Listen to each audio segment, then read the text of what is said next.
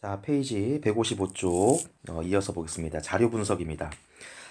수단과 남수단의 분쟁 원인이 되는데 사실 수단 같은 경우는 과거에 영국의 식민 지배를 받았었고 그리고 하나의 수단으로 분리 독립을 했었습니다. 그리고 그때는 아프리카 중에서 면적이 최대였습니다. 하지만 아래쪽에 나온 내용처럼 현재는 이제 수단과 남수단이 분리된 상태인데 그 내용 한번 정리해 보도록 하겠습니다. 수단의 이슬람교를 믿는 아랍인들과 남수단의 그리스도교와 토속 신앙을 믿는 주민들 간의 문화적 차이가 뚜렷하다. 남수단 지역 분쟁은 아프리카계가 수단 정부의 아랍화 정책에 반발하면서 시작되었으며 2011년에 남수단이 수단으로부터 독립하였다. 그러나 남수단은 석유 매장량은 많지만 수단의 석유 수출 항을 이용하고 있어 독립 이후에도 이를 둘러싼 갈등이 계속되고 있다. 자, 그러면 전에 한번 우리 문제를 풀 때 정리를 했었지만 한 번 더 좀 정리를 해보겠습니다. 여러분들 오른쪽 여백에다가 같이 한번 해보도록 하겠습니다. 수단, 남수단. 먼저 자연환경입니다. 자연환경. 수단은 아무래도 북부아프리카 쪽에 속하기 때문에 사막 지형이고 여기는 초원, 밀림이 나타납니다. 종교를 보겠습니다. 조금 전에 언급했었죠? 수단은 이슬람교, 남수단은 크리스트교, 자, 그리고 토속신앙까지 있습니다. 언어입니다. 아랍어, 자, 여기는 영어입니다. 자, 인종은 아랍계, 자, 그리고 남수단은 아프리카계가 되겠죠. 자, 그 다음에 자원입니다. 자, 수단은 석유보다는 송유관과 자, 수출할 수 있는 항구가 있습니다. 석유를 수출할 수 있는 항구가 있습니다. 남수단은 자, 석유가 많이 생산되고 있습니다. 즉, 남수단 유전지대, 자, 요 지역에서 전체 석유의 수단과 남수단 포함해서 전체 석유의 70%가 매장돼 있습니다. 매장돼 있고 여기서 생산된 석유가 여기 나왔지만 송유관 통해서 자, 포르투 수단까지 가서 수단의 포스트 수단 이 항구에서 다른 전 세계로 수출되어지고 있습니다. 자, 이렇게 해서 수단과 남수단 지역의 분쟁이 지금도 될 수밖에 없는 이유가 바로 이 자원, 석유, 그리고 석유를 수출하는 송유관과 항구, 자, 이를 배경으로 해서 자, 나타나고 있습니다. 자, 그리고 전에 우리 음, 건조기후 지역 했죠. 건조기후 지역에서 문제를 푸는 과정에서 다르푸르 분쟁을 좀 다뤘었습니다. 다르푸르 분쟁이 요 지역입니다. 요 지역.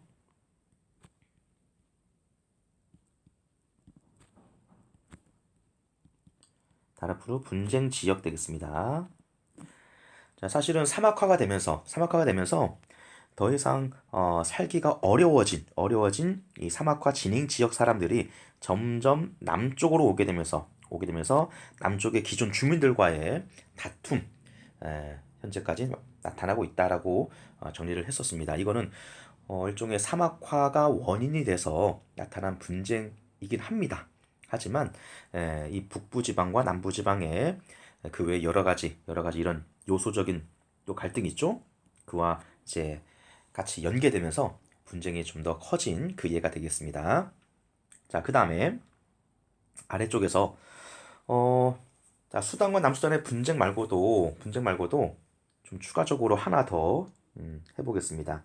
뭐냐면 나이지리아입니다. 나이지리아. 자, 이 나이지리아 같은 경우, 죄송합니다. 나이지리, 맞구나. 자, 나이지리아 같은 경우는 음, 아프리카의 아프리카 최대 산유국입니다.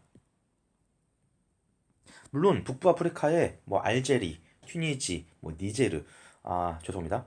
알제리, 튀니지, 리비아, 자 이런 나라 같은 경우도 이제 석유가 많이 생산되고 있긴 하지만 나이지리아가 그래도 아프리카 내에서는 자 석유를 가장 많이 생산을 하고 있습니다. 자 그리고 아프리카의 최대 인구, 인구를 갖고 있습니다. 2억 명이죠. 자 여기서 봤을 때 음, 남미에서 인구 규모 가장 큰 나라가 어디였죠? 브라질이었습니다. 거기도 2억 명입니다. 2억 명.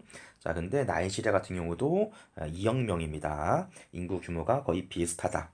자, 이렇게 보시고, 자, 또한 조금 전에 봤습니다만은 아프리카 내의 최대 경제국 하면 어디입니까?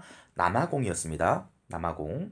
자, 이렇게 해서 여러분들, 어, 자, 여러 가지 데이터들 좀 머릿속에 넣어주시면 문제를 풀 때 조금 더 수월하게 풀 수가 있습니다. 자, 그럼 나이지리아는 어떤 분쟁이 있을까 보시면, 북부지방과 나이지리아 북부지방과 남부지방 간의 갈등이 있습니다. 북부지방 같은 경우는 아무래도 상대적으로 북부 아프리카와 접했기 때문에 이슬람교죠, 이슬람교. 자, 남부지방 같은 경우는 크리스트교가 되겠습니다. 자, 종교적인 문제도 있고 또한 남부지방 중심으로 석유, 매장량, 자, 이게 풍부합니다. 자, 자, 남부지방 중에서 특히 기니만입니다. 기니만 중심으로 석유 매장이 풍부하다. 뭐 여기다가 여러분들 지도에 표시할 건 아니지만 기니만이 어디냐면 여기입니다. 여기가 기니만입니다. 기니만. 이렇게 있는 게 나이지리아죠. 나이지리아. 그렇죠?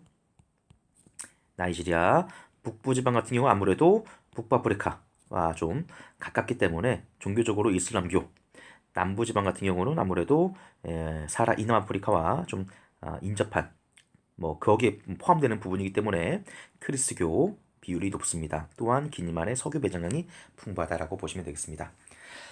자, 이렇게 해서 아프리카 지역의 분쟁 지역 중심으로 한번 정리해봤습니다.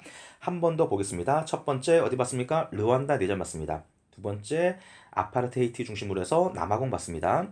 세 번째 수단과 남수단 분쟁 봤습니다. 네 번째 나이지리아 정리를 해봤습니다. 자, 이렇게 해서 네 개의 지역 사례 중심으로 정리해봤고, 자, 그 다음 3번에 보겠습니다. 사하라 이남아프리카의 저개발 현재 상황을 한번 정리해 보겠습니다. 1번 빈곤과 열악한 보건의료 환경, 뭐 이건 당연한 말이죠. 인구 증가율은 굉장히 높습니다. 근데 농업 활동이 원활하지 않아서 식량난이 계속되고 있습니다. 자, 그에 따라 절대 빈곤층이 많으며 기아 문제 발생 중에 있다. 또한 아동들은 보건의료 시설이 부족하여 말라리아 등 각종 질병에 취약하고 교육기회도 적다. 일반적인 이 지역의 상황, 문제점 되겠습니다. 두 번째, 저개발의 사회 경제적 원인. 첫 번째입니다. 도로, 철도 등 사회 기반 시설이 부족합니다. 과거 유럽인은 자원의 해외 반출을 위해 해안과 내륙을 연결하는 철도망을 건설했습니다. 오른쪽에 보시면 나왔습니다. 주요 철도라고 되어 있는데 어떻습니까? 철도가 이 내륙 지역에서 자 철도가 내륙에서 해안 자 이렇게까지만 연결되는 철도망이 있습니다. 그러니까 전 지역이 골고루 거미줄처럼 촘촘하게 철도망이 된 게 아니고 단지 내륙에 있는 자원을 수탈하기 위해서 해안까지만 운송하도록 철도망이 구축돼 있다. 즉 사회 기반 시설이 굉장히 열악하다라고 보면 되겠습니다. 두 번째입니다. 플랜테이션 중심의 농업 구조입니다. 자, 플랜테이션 농업 뭡니까? 상품 작물 중심의 농업이죠. 상품 작물입니다. 상품 작물. 자, 따라서 식량 작물은 생산량이 많지 않다는 겁니다. 따라서 자, 상당량을 수입에 의존하고 있습니다. 자, 그다음 세 번째 보겠습니다. 1차 생산품 중심의 산업 구조입니다. 주로 석유, 광물, 농작물을 수출하고 부가가치가 큰 공업 제품을 수입에 의존하고 있습니다. 오른쪽에 보시면 알 수 있는데 산업별 종사자 비율입니다. 자, 농림업, 자, 살아있남이야. 자, 연한계 세계 평균입니다. 농림업에서는 살아있남. 자, 무려 전체 100 중에서 54.9%가 종사하고 있고 광공업에 11.2. 하지만 자, 이때 요거는 주로 뭡니까? 공업보다는 광업이죠, 광업. 광업이죠. 지하전을 채굴하는 광업입니다. 자, 그리고 서비스업 종사자 비율은 얼마 되지 않습니다. 자, 그러면 요게 농림업이 이게 1차죠? 1차니까 주로 어디 사는 겁니까? 농촌이죠, 농촌. 자, 그리고 광업과 상대적으로 서비스업 이게 2, 3차죠?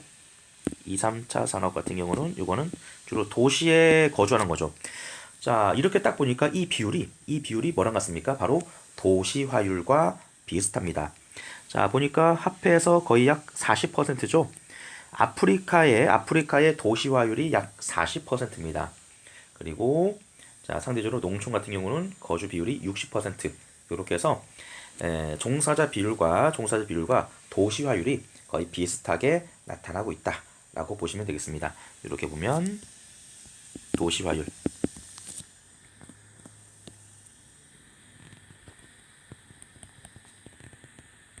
유사하다, 비슷하다. 자, 이렇게 보시고 자, 마지막 보겠습니다.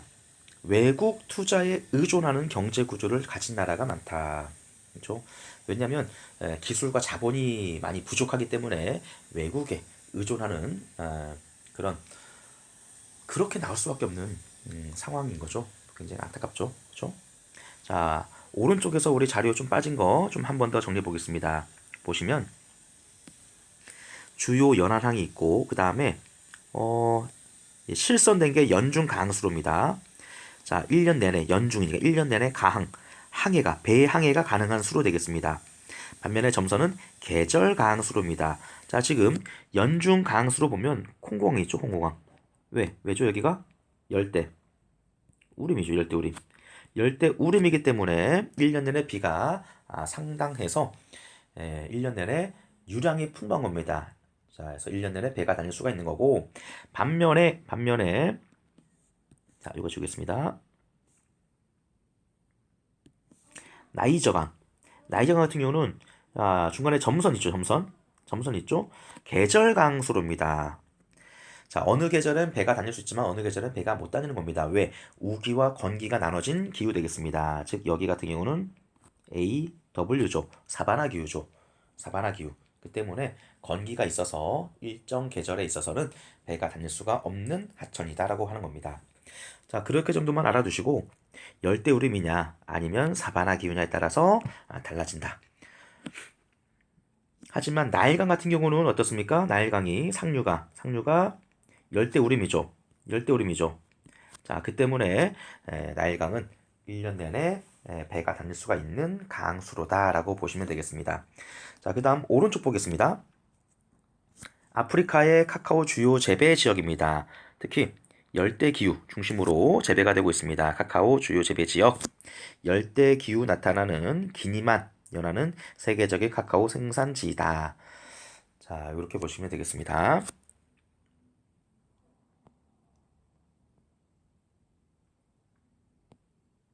마지막입니다. 네, 155쪽 맨 마지막입니다. 4번에 분쟁 방지와 저개발 극복을 위한 노력 되겠는데 밑줄 아프리카 연합 AU가 결성이 되어 있습니다. 자, 이는 아프리카의 공동 이익을 추구하고 통합 및 발전 촉진을 위해 설립됐는데 자, 이 연합의 본부가 어디냐면 2001년에 만들어졌는데 아디스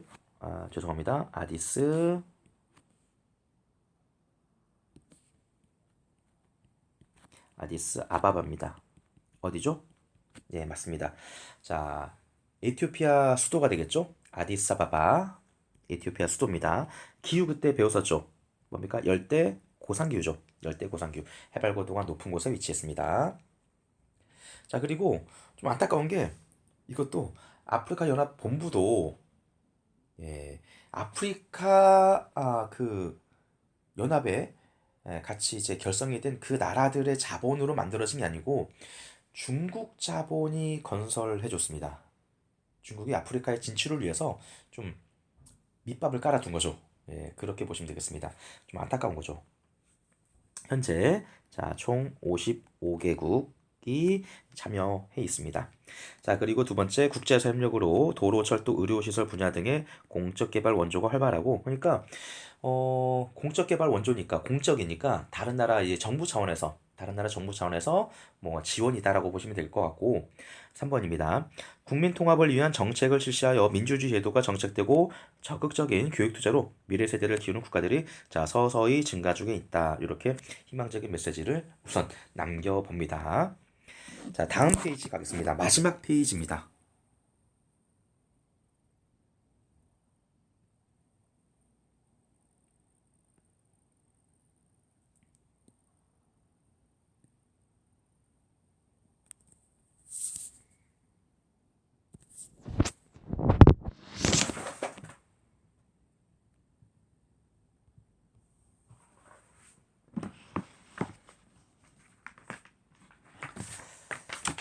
자, 이제 3번 마지막 내용입니다. 자원 개발을 둘러싼 과제에 대해서입니다. 첫 번째 자원 개발 앞에다 별표하겠습니다. 아주 중요합니다. 아주 중요합니다. 자, 1번에 보시면 먼저 사하라 이남 아프리카의 자원이고 두 번째 중남부 아메리카의 자원 되겠습니다. 자, 사하라 이남에서는 여러 가지 광물 자원이 풍부한데 그 중에 석유, 천연가스 이거는 기니만 연안, 자, 나이지리아죠, 나이지리아. 자, 나이지리아 같은 경우는 아프리카 내에 아프리카 조금 전에 정했었죠? 아프리카 뭡니까? 최대 산유국이다. 언제 검정색으로 바뀌었죠, 이거? 자, 아프리카 최대 산유국입니다. 자, 두 번째 석탄입니다. 고기 습곡 산지 지역에서 석탄이 매장되어 있죠. 남아프리카 공화국에 고기 습곡 산지가 있습니다. 자, 그게 뭐였죠? 드라 켄즈 버그 산맥이다 라고 전에 한번 정리했습니다. 자, 여러분들 아프리카에 산맥하면 신기습곡, 고기습곡 하나씩만 암기하면 된다고 했습니다. 고기습곡이 여기 나온 것처럼 남아프리카 공화국의 드라켄즈버그, 신기습곡은 어디였습니까? 그쵸, 아틀라스 산맥이었습니다. 아틀라스 산맥. 자, 세 번째 가겠습니다. 구리와 코발트가 매장량이 풍부한데 중남부 아메리카에 코퍼벨트라고 있습니다. 코퍼벨트. 자, 이거는 체크하겠습니다. 콩고 민주공화국과 잠비아에 구리와 코발트가 있다라고 해서 코퍼벨트라고 불려지고 있습니다. 자, 이거 나중에 지도를 통해서 한 번 더 보도록 하겠습니다. 자, 그 다음 두 번째 보겠습니다. 중남부 아메리카의 자원입니다. 여기도 석유와 천연가스를 비롯해서 구리, 주석, 철광석, 보크사이트 등 천연자원 풍부하다 됐는데 석유와 천연가스, 신기 습곡 산지 주변에 베네수엘라 볼리바르, 에콰도르, 멕시코에 풍부하다. 베네수엘라 볼리바르 같은 경우는 전 세계에서 매장량 1위, 매장량 1위인 지역입니다. 자, 매장량이 1위가 베네수엘라 볼리바르인데, 근데 우리가 그때 설명하기를, 있죠? 생산 1위 어딥니까? 미국이죠. 미국. 자, 그 다음에 수출 1위 어디죠? 예, 사우디아라비아죠. 사우디아라비아라고 했습니다. 자, 이렇게 석유 같은 경우는 굉장히 중요한 에너지원이기 때문에 자, 매장량, 생산, 수출 한번 이렇게 정리를 해보시면 좋겠습니다. 자, 두 번째입니다. 은구리 주석입니다. 이것도 신기습곡 산지 주변에 있는데 자, 그 중에 멕시코 같은 경우는 은1입니다. 은1이고 칠레는 뭘까요? 당연히 구리 1이고 볼리비아 같은 경우는 주석. 자, 주석에서가 1위입니다. 1위. 자, 근데 자, 최근 들어서 또 중요한 광물 자원이 하나 있습니다. 볼리비아에 아주 유명한 사막이 있습니다. 우유니 사막이라고 있습니다. 자, 이 사막에서 어떤 자원이 있냐면 리튬. 자, 리튬이 매장이 확인되고 있고, 자, 생산 중에 있습니다. 생산 중에 있습니다. 자, 따라서 리튬은 어디에 많이 쓰이죠? 맞습니다. 배터리입니다. 배터리. 최근에 이제 전기 자동차 아주 핫하잖아요. 그렇죠? 자, 리튬 배터리 소재입니다. 이게 볼리비아 우유니 사막에 매장이 크게 확인되면서 큰 주목을 받고 있습니다. 자, 이것도 알아두시면 좋겠습니다. 자, 그 다음 세 번째 보크사이트입니다. 보크사이트 같은 경우는 알루미늄의 원료입니다. 즉 보크사이트를 전기 분해해서 나오는 게 알루미늄 되겠습니다. 이는 특히 열대 기후 지역에 많이 매장되어 있습니다. 자메이카, 가이아나. 자, 열대 기후에 매장되어 있다. 철광석은 순상지, 브라질에 매장되어 있습니다. 자, 여기서 추가적인 사항입니다. 여러분들 전에 우리 오스트레일리아 했었죠? 오스트레일리아 보면 그게 두 가지 자원 정리를 한 적이 있습니다. 이쪽에 그레이트 디바이딩 산맥, 동부저요죠, 동부. 그레이트 디바이딩, 이 동부적이 있습니다. 여기는 어떤 자원이죠? 석탄이 매장되어 있다고 했죠. 자, 그 다음에 서부 지역은 뭐라고 했죠? 철광석이 매장되어 있다 했습니다. 철광석이 매장되어 있고 생산 중에 있다고 했습니다. 즉 오스트레일리아 이 서부 지역은 순상지라는 지역입니다. 순상지. 자, 그리고 여기 그레이트 디바이딩 산맥은 고기 습곡 산지죠. 그렇죠? 석탄이 매장되어 있는 겁니다. 이와 같이 순상지 지역에는 철광석이 많이 매장되어 있다라고 보시면 되겠습니다. 자, 그러면 아래 보도록 하겠습니다. 아래 보시면 먼저 우리 칠레. 자, 칠레 하면은 구리 생산량이 1위다 했는데 이와 같이 칠레의 수출 구조 보시면 구리 및 광석 제품이 전체 수출에서 차지하는 비율이 51%라고 보시면 되겠습니다. 그 다음 그 외에도 과일, 수산물 되는데 자, 과일이 왜 있냐면 왜죠? 칠레는 칠레 중부지방 수도가 있죠. 어디입니까?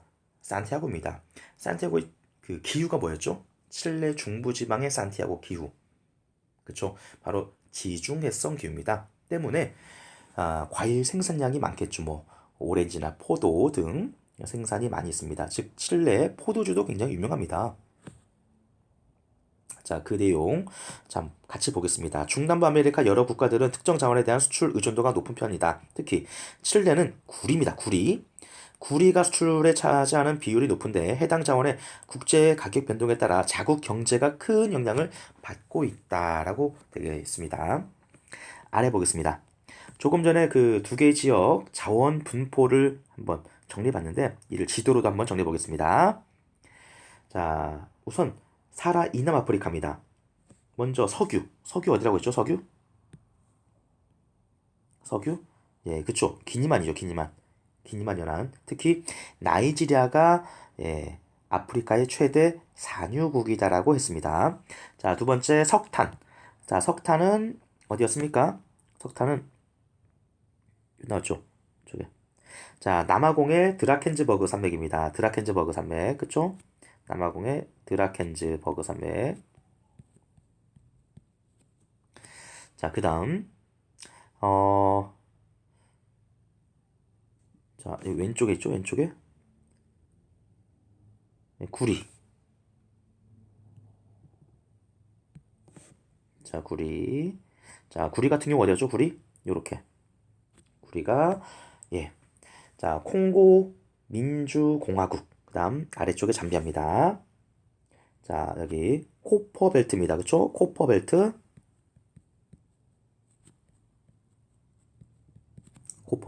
구리. 자, 이렇게 정리를 해봤습니다. 자, 그 외에도 아래만 잠깐 보고 가겠습니다. 아래 보시면 여기에 또 굉장히 중요한 내용이 나왔습니다. 이것도 같이 좀 이어서 좀 같이 보면 더 좋을 것 같아서 먼저 보도록 하겠습니다. 케냐입니다. 케냐 같은 경우는 특히 여기서 화해류. 물론 차 커피도 있습니다. 자, 케냐는 자, 화해류. 요게 수출 많이 되어지고 있고, 그 다음에 보츠와나 같은 경우는 보츠와나 다이아몬드, 죄송합니다.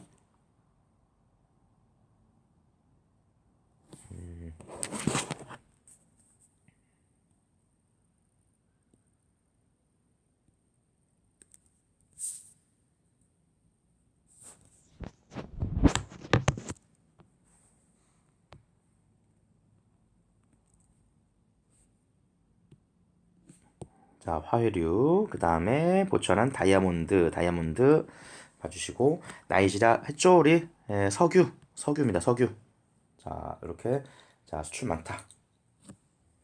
자, 이렇게 보시고, 아프리카 지역 같이 연계해서 좀 정리를 해봤습니다. 이 중에 보츠와나를 혹시 모르는 학생이 있을 것 같은데, 보츠와나는 요쪽.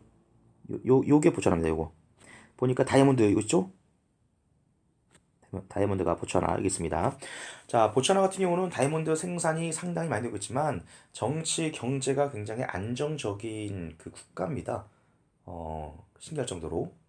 그래서 보츠와나 아프리카에서 나름 그래도 다른 전 세계적으로 좀 인정받고 있는 그런 나라 중 하나가 되겠습니다. 보츠와나. 자, 그다음 중남부 아메리카 보도록 하겠습니다. 먼저 석유 하면은 여기 베네수엘라 볼리바르 되겠죠? 보입니까 지금 잘? 잘 안 보이네. 그렇죠? 자, 그 외에도 이쪽이 지금 멕시코만이죠. 멕시코만 있는 멕시코 지역. 자, 멕시코만에 있는 멕시코 지역 같은 경우도 석유 생산이 많이 됩니다. 자, 혹시 기억날까요? 미국의 공업 지역 중에서 선벨트 지역 중에서 여기 이쪽에 자, 멕시코만 연안 공업 지역 되겠죠? 거기에 위치한 한 주가 있습니다. 아주 유명한 주죠. 텍사스주. 자, 텍사스주 같은 경우도 자, 멕시코만 연안에 입지해서 석유 생산이 많이 됩니다. 그래서 석유화학 공업 중심으로 발달한 지역. 뭐 그 외에도 이제 휴스턴이 있어서 예, 그래서 우주 항공 요 산업도 발달했지만 특히 석유화학 공업이 발달한 지역이다라고 자, 우리 전에 한번 정리를 한 적이 있습니다. 혹시 기억날까요?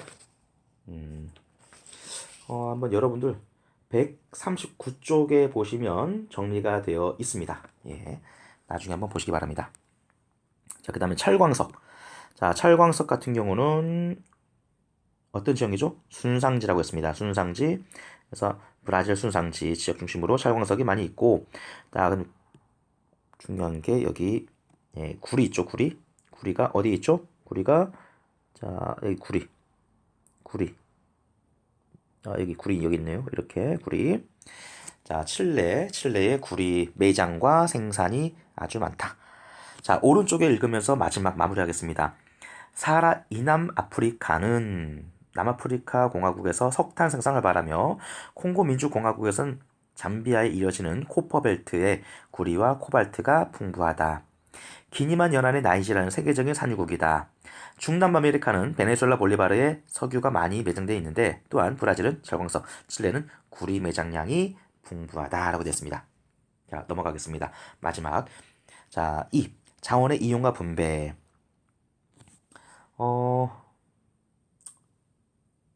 요건 한번 읽어보시면 좋을 것 같습니다. 자, 한번 읽어보시고 그 다음에 3번에 자원 개발에 따른 환경 문제 같은 경우도 한번 읽어보시면 될 것 같습니다. 자, 이렇게 해서 우리 시험 범위 마무리 다 됐습니다. 자, 정말 이것도 강의 듣느라 고생 많았고 문제도 한번 풀어보시면서 많은 도움 받길 바라겠습니다. 자, 이상 마치겠습니다. 고생했습니다.